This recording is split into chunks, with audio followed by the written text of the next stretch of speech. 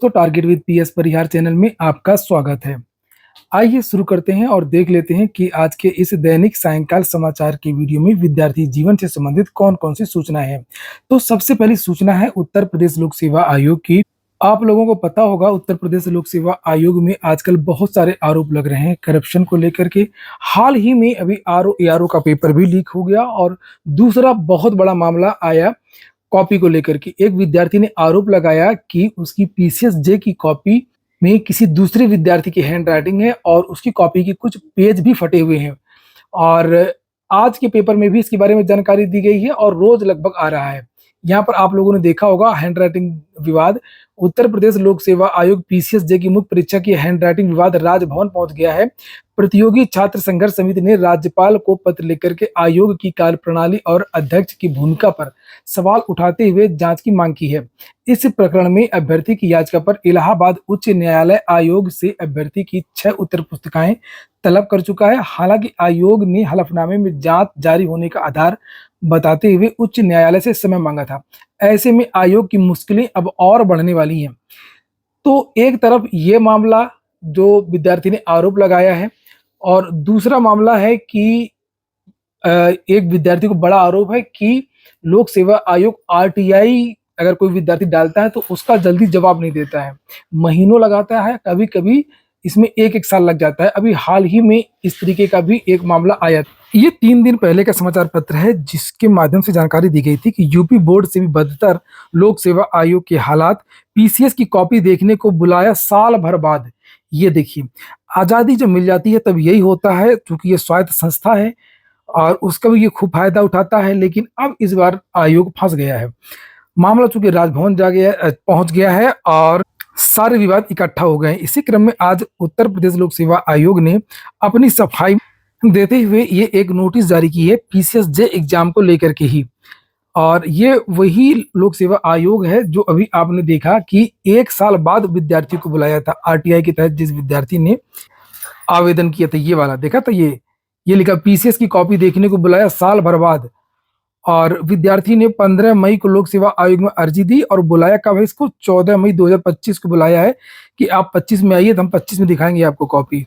और यहाँ पर जब ये मामला राजभवन गया और हालांकि ये जो विद्यार्थी था ये इसे कोर्ट ले गया था, एक मामला कोर्ट में है और दूसरा मामला इसका जो है वो राजभवन में है।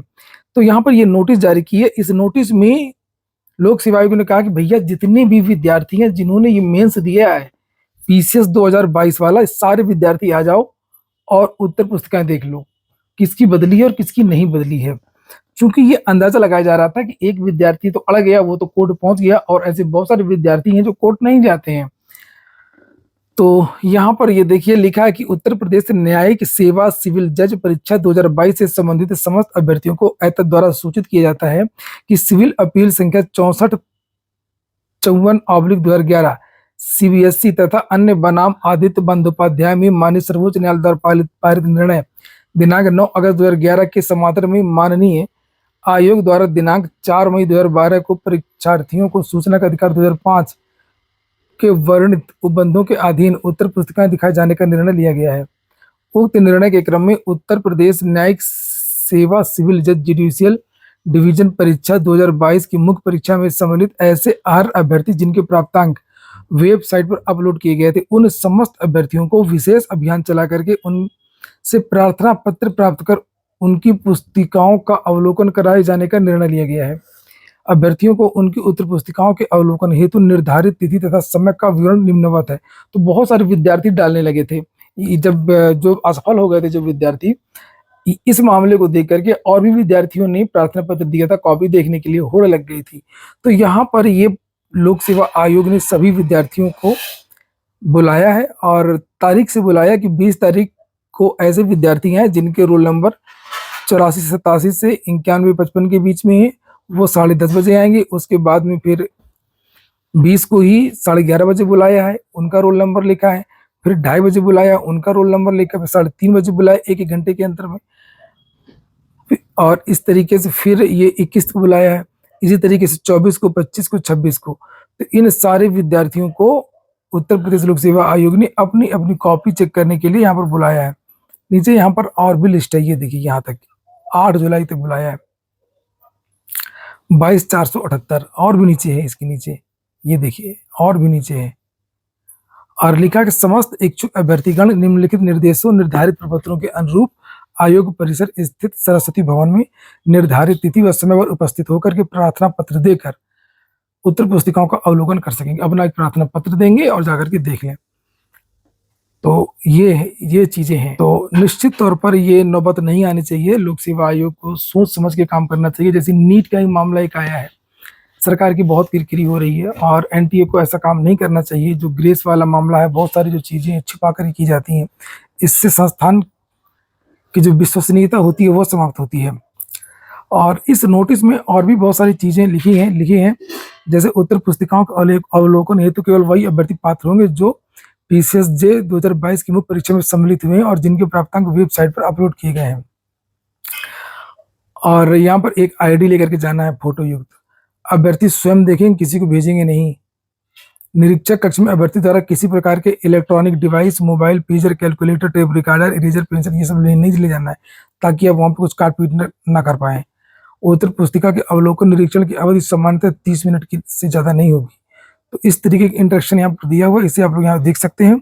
और अगली जो सूचना है वो पुलिस कांस्टेबल भर्ती की। सुबह से ये नोटिस घूम रही है और आप लोगों ने भी इसको देख ही लिया होगा। और इसमें इस नोटिस में यही लिखा है कि पुलिस कांस्टेबल भर्ती 2023 की लिखित परीक्षा का पुनः आयोजन आगामी सप्ताहों में कराया जाना है। उक्त परीक्षा से संबंधित गोपनीय परीक्षा सामग्री जनपदीय कोषागार में संरक्षित की जाएगी। अतः अनुरोध है कि कोषागार का निरीक्षण कराकर के निम्न सूचना ये सब। और ये 13 जून का ही लेटर है।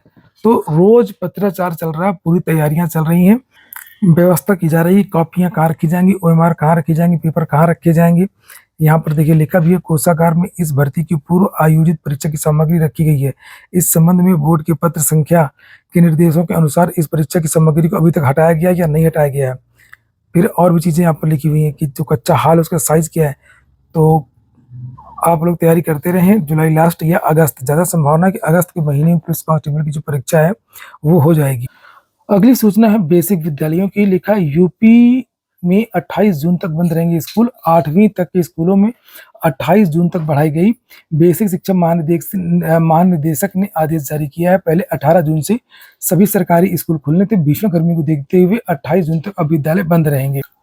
अंतिम सूचना राजस्थान की है। जैसे कि यहाँ पर लिखा है कि राजस्थान में शिक्षक भर्ती में महिलाओं को 50% आरक्षण, बदलेगा कानून।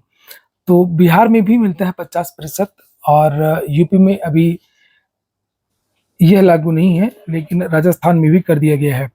और ये केवल अभी 3rd ग्रेड शिक्षक भर्ती के लिए कहा गया है। तो ठीक है दोस्तों, ये हो गया आज का वीडियो आपको अच्छा लगा हो, आपके काम को तो लाइक अवश्य कर दें। जिन छात्रों ने चैनल को सब्सक्राइब न किया हो, सब्सक्राइब कर लें। पूरा वीडियो सुनने के लिए बहुत बहुत धन्यवाद।